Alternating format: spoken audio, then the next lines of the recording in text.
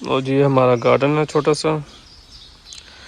बारिश भी शुरू हो गई है और धूप भी निकली हुई है।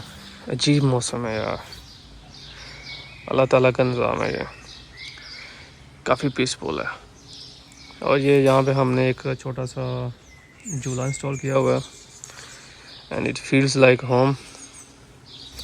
अस्सलाम वालेकुम guys, I hope you doing fine. मुझे उम्मीद है आप लोग खैरियत से होंगे, खुशबाज होंगे। यहाँ पे तकरीबन सुबह के 10 बज रहे हैं और मौसम इस बिट बेहतर, क्योंकि कल बारिश थी और काफ़ी ख़राब था मौसम। आज थोड़ा सा बेहतर हो गया लेकिन अभी भी थोड़े क्लाउडी है। So guys, welcome back into my YouTube channel Imran Suri world. Sorry कि मैंने जो लास्ट व्लॉग बनाया था वो स्टूडेंट के लिए नहीं था, बेसिकली एक इवेंट था। तो इवेंट जो है ना, बेसिकली वो एक फेस्टिवल था, उसको भी मैंने एंटरटेन करवाया आपको। मुझे उम्मीद है कि आप लोगों को पसंद आया होगा। तो वो भी ज़रूरी था, उसको भी डिस्कस नहीं किया जाता, क्योंकि वैसे भी मैं नहीं चाहता कि यार आप लोग बोर हों, तो मैंने वो इवेंट वगैरह फिर डाल दिया था ब्लॉग में। तो आज जो है ना, मैं आपसे डिस्कस करूंगा आरपी के बारे में कि आपने आरपी की अपॉइंटमेंट कैसे बुक करनी है, ठीक है, और आरपी के लिए कौन कौन से डॉक्यूमेंट रिक्वायर्ड होते हैं, ठीक है, जो मेन डॉक्यूमेंट्स होते हैं, ठीक है, उसके बारे में आपसे डिस्कस करूँगा। अब आपके जहन में लाजमी क्वेश्चन चल रहा होगा कि आरपी की अपॉइंटमेंट कब बुक करनी चाहिए और कैसे बुक करनी चाहिए। तो क्योंकि ये ज़्यादा इंपॉर्टेंट है कि आपके डॉक्यूमेंट्स जो लीगलाइज हो जाएं, क्योंकि ये ज़्यादा इंपॉर्टेंट है कि जब तक आपके डॉक्यूमेंट्स लीगलाइज नहीं होते आपने तब तक आपने आरपी की अपॉइंटमेंट बुक नहीं करनी, क्योंकि हो सके आपका कोई मसला आ जाए। तो उससे बेहतर ये है कि आपके डॉक्यूमेंट्स लीगलाइज हो जाएंगे, तब आप आरपी की अपॉइंटमेंट की तरफ जाएँ। बाकी जब आपके पास डॉक्यूमेंट लीगलाइज होंगे, आप एडमिशन के लिए अप्लाई कर सकते हैं। वो आरपी अपॉइंटमेंट से पहले भी आप ले सकते हैं, बाद में भी ले सकते हैं, अब आपके ऊपर डिपेंड करता है। और अब अगली चीज़ ये कि आपने अकोमोडेशन कैसे फाइंड आउट करनी है, वो चाहे जो भी सिटी हो, जिस सिटी के लिए आपने फाइंड आउट करनी है, वो उसके लिए वो आपको एक दो साइट्स हैं, वो आपको बता देता हूँ, आप वहाँ पे जाकर अप्लाई कर सकते हैं, ठीक है, ऑनलाइन। क्योंकि ऑनलाइन काफ़ी स्कैम भी होता है, आपने उससे भी बचना है। खासकर फेसबुक के ऊपर वो स्कैम होता है, आपने फेसबुक के ऊपर नहीं जाना। अगर कोई आपका जानने वाला है, ठीक है, आप ऑस्ट्रिया में, आप उनसे रब्ता करें, ठीक है। बाकी 3-4 साइट्स हैं, उनके आप नाम नोट कर लें। उनमें नंबर 1 पे जो है OID है, ठीक है, इनका ऑफिशियल है। दूसरे नंबर पे OH बोनन है। तीसरे नंबर पे ब्रेगे है, ठीक है। उसके तीसरे नंबर पे स्टूडेंट हाइम आया था, वो तकरीबन सेमी पब्लिक है, तो वहाँ से भी आप बुक कर सकते हैं। और बाकी आपने कोशिश करनी है कि आपने फेसबुक पे नहीं जाना, फेसबुक पे बहुत स्कैम है। कोई बंदा पैसे मांग रहा है, क्योंकि यहाँ पे जो तकरीबन 1000 यूरो से नीचे जो बंदा स्कैम करता है, उसके लिए आप FIR नहीं करवा सकते, ठीक है, बहुत मुश्किल होता है यहाँ पे। और ख़ासकर जो बंदा स्कैम कर रहा होगा वो आपसे पैसे भी वॉलेट के ज़रिए मांग रहा होगा या कुछ और ही तरीका इस्तेमाल कर रहा होगा, तो आपने उससे बचना है, ठीक है, आपने कन्विंस ही नहीं होना। और बहुत ज़्यादा स्कैम होते हैं। बाकी इन सब साइट्स के लिंक्स जो हैं आपको वीडियो डिस्क्रिप्शन में लाजमी मिल जाएंगे, आपको काफ़ी हेल्प भी मिलेगी। तो आप मुझे वैसे भी ईमेल कर दें, कोई भी क्यूरी हो जो बड़ा सीरियस है, तो उसका आपको लाजमी रिप्लाई भी मिलेगा। बाकी जहाँ तक अकोमोडेशन के मसले मसाइल हैं, ऑस्ट्रिया में काफ़ी ये चैलेंजिंग है अकोमोडेशन फाइंड आउट करना, और अच्छी फाइंड आउट करना, ये बहुत मसला है यहाँ पे। खासकर सिटी इंसब्रुक में यहाँ पे बहुत मसला है। यहाँ पे अकोमोडेशन सिटी के अंदर फाइंड आउट करना, वो भी रीज़नेबल इम्पॉसिबल। तो सराउंडिंग में आपको मिल जाती है, वो भी थोड़ी सी सस्ती मिलती है, लेकिन इतनी भी सस्ती नहीं होती, लेकिन ठीक है, 300 के राउंड पर आपको मिल जाती है। आपका थोड़ा टाइम वेस्ट होता है, लेकिन बैकएंड के ऊपर आप अप्लाई कर दें कहीं ना कहीं तो आपको मिल जाती है। तो ज़्यादा आपने उसके लिए टेंशन भी नहीं लेनी। और जहाँ तक वियना का मेरे जहन में है, वियना में आपको बड़ी रीज़नेबल मिलेगी अकोमोडेशन। लाइक सिंगल जो रूम है आपको तकरीबन 250 से 350 तक आपको कोस्ट करेगा। और अगर अपार्टमेंट वगैरह आप 200 ने लिया है, उसमें आप अगर फॉर एग्जांपल 3 बंदों की स्पेस है, आप 5 बंदे भी रह सकते हैं, मैनेज कर सकते हैं, अपने जो आप सेविंग कर सकते हैं उसके लिए।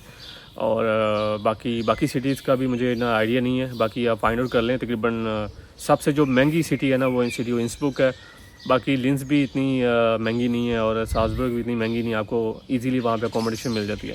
बाकी इंपॉर्टेंट चीज़ ये है कि जब आपके डॉक्यूमेंट्स लीगलाइज होने के करीब होंगे, आपने अकोमोडेशन जो है उसको फाइंड आउट कर लेना है, उसको ऑप्शन पे रख लेना है कि यार कल को, क्योंकि ऑन द स्पॉट आपको नहीं मिलेगी, तो ऑप्शन पे रख लें कि उसको पे ना करें। लेकिन ये है कि आपके पास होगी, कल को आप उसको ना लें, अगर नहीं लेनी, अगर एडमिशन नहीं मिल रहा है, कोई मसला चल रहा है, आपको उसको छोड़ दें।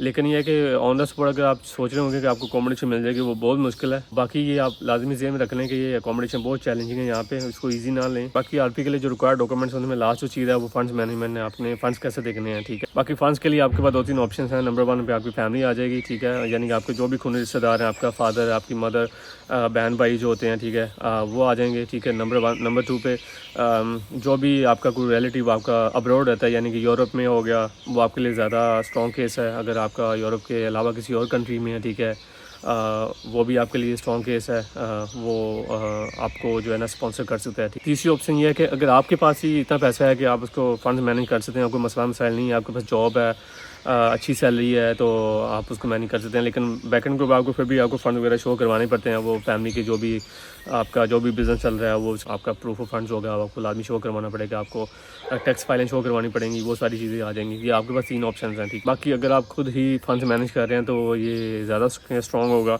उसके लिए आपको जॉब के लिए आपकी सैलरी स्लिप आ जाएंगी सारी, ठीक है। आपके जो भी कारोबार कर रहे हैं आपके फादर का, उसके लिए प्रूफ फंड्स आपका सारी वो टैक्स फाइलें जमा होगी, ठीक है। वो नोटरी पब्लिक होंगे, उसके बाद आपने सारी फाइल जो है ना जो है उसको रेडी कर लेना, ठीक है। दूसरे नंबर पर यह है कि जो आपको स्पॉन्सर कर रहा है उनके डॉक्यूमेंट्स आ जाएंगी, ठीक है। लाइक आपने उनके फंड्स वो करवाने हैं, ठीक है। 14,500 यूरो जो होंगे वो उनका वो रिकॉर्ड होगा, ठीक है। पैसे कहाँ से आ गए वो रिकॉर्ड होगा, उनको नोटराइज करवाना है आपने। तीसरे नंबर पे जो स्पॉन्सर कर सकता है अगर कोई यूरोप से है तो वो भी आपके लिए केस स्ट्रॉन्ग होगा, ठीक है।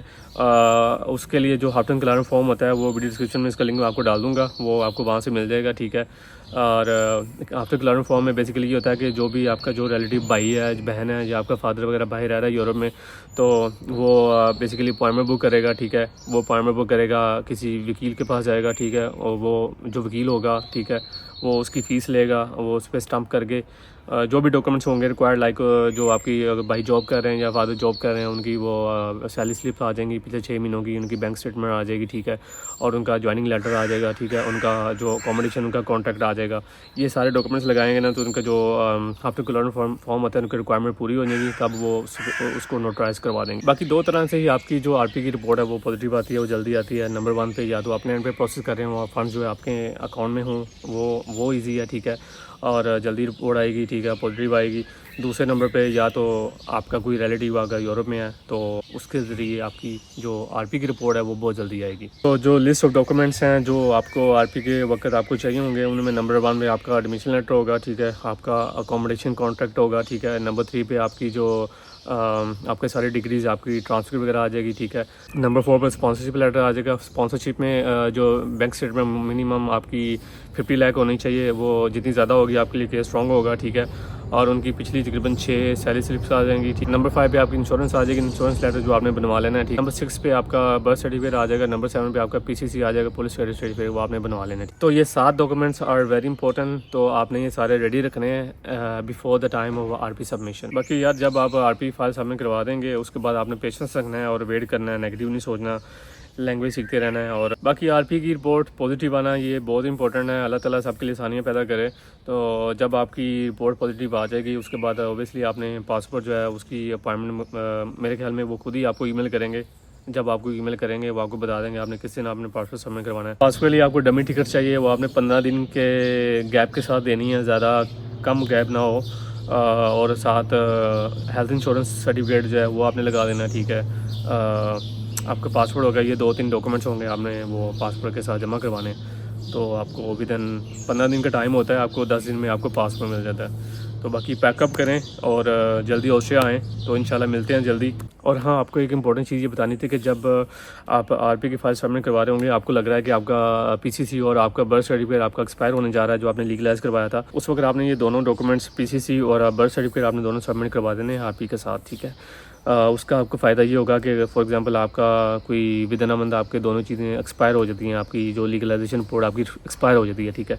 तो वो आपको फ़ायदा देंगे और ना कि आपको वो दोबारा एम्बेसी आपसे रिक्वायर करे कि दोनों चीज़ें दोबारा लीगलाइज करवाओ, वेरीफाई करवाओ। वो आपको नुकसान देंगे, वो आपका टाइम बहुत वेस्ट होगा।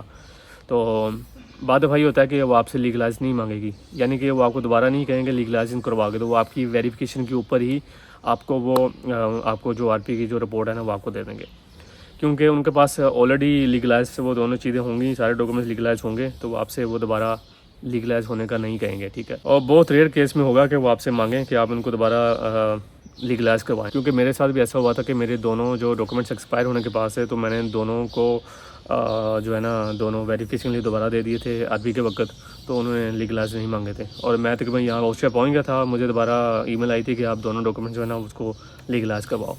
मैंने कहा मुझे ज़रूरत नहीं है, अब मैं ऑस्ट्रिया हूँ, उनको मैंने सिंपली कहा था। बाकी यार आपसे मैंने चीज़ें डिटेल में नहीं की, इतना टाइम ही नहीं होता और इतना लंबा ब्लॉग जो है ना वो दिखता भी नहीं है, तो मैंने उसको शॉर्ट आपको बता दिया है। बाकी 1-2 ग्रुप्स हैं व्हाट्सएप के, उनके लिंक भी आपको मैं वीडियो डिस्क्रिप्शन में आपको ऐड कर दूँगा, तो वहाँ से भी आपको मिल जाएंगे, उनको ज्वाइन करें। आपकी कोई भी क्वेरी हो आप ग्रुप मेंबर से आप पूछें, जो भी आपका मसला हमसे चल रहा है, आपका प्रोसेस जहाँ भी चल रहा है, जैसे भी चल रहा है, उनको बताएं, वो आपकी लाजमी हेल्प आउट करेंगे।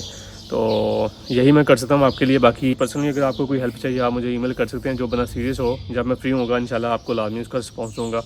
सो गाइज़, ये था आज का व्लॉग। बाकी यूनिवर्सिटी के टूर के बारे में और जॉब्स के बारे में आपसे इंशाल्लाह नेक्स्ट किसी व्लॉग में इंशाल्लाह लाजमी मुलाकात होगी। और बाकी दुआ में लाजमी याद रखिएगा। Thanks for watching and keep sharing to your friends and never forget to subscribe my channel and like and comment. Allah Hafiz.